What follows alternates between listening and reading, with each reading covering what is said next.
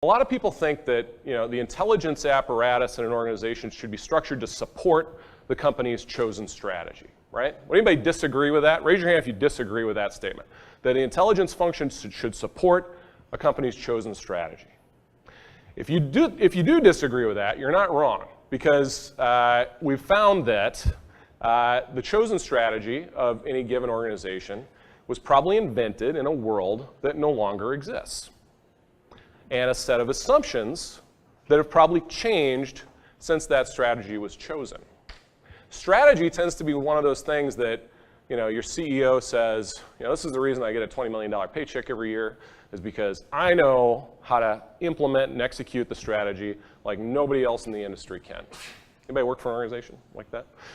The idea that you've got highly paid executives who can do things that others can't do, they're superhuman, in other words, is the source of a lot of the mistakes that happen in our commercial enterprise, not just here in the United States, but around the world. Strategy should be a response to the intelligence process, a response to learning about the operating environment that you're in today and the probable operating environment that's going to confront your organization in the future. Intelligence should not support the chosen strategy. Intelligence should question the chosen strategy, subject it to morale-undermining skepticism, and test it to prove that it's valid. And if the strategy proves valid, to then support that strategy insofar as it remains valid, and to continue to question what that strategy should be or ought to look like. We're going to delve into some of those tools, but I want to leave you with one kind of rule of thumb here. We were talking about Peter Drucker at breakfast, and Drucker said very famously, "Culture eats strategy for breakfast." I hope you enjoyed your eggs. The idea that a strategy can be implemented from the top down is a very dangerous fallacy that often leads to failure. I was talking over beers last night with a couple of you, and we were discussing how most new product introductions fail. I don't say that anymore.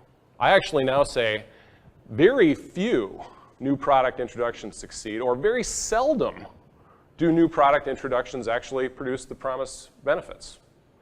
Now, that's kind of a bummer statement when you think about it like that. When you think, most of the work that we're doing as an organization, as a business, to try and introduce new offerings to our market are not only not going to be successful, they're probably not going to be successful.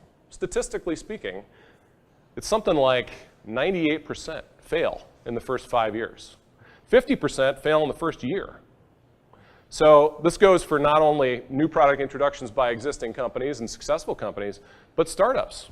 Startups are even more prone to failure because they don't have managerial expertise. They don't know how to operate a going concern that has positive cash flow, positive income. Culture is really the context that will determine whether the strategy can work.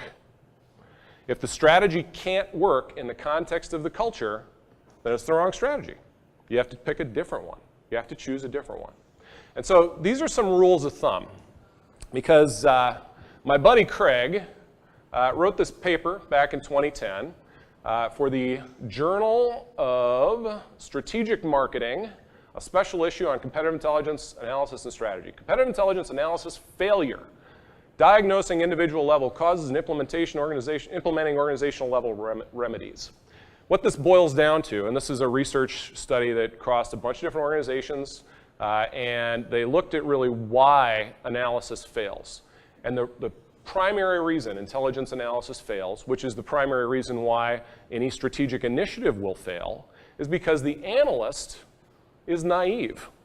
The analytical team is naive about the range of techniques that are truly available to them.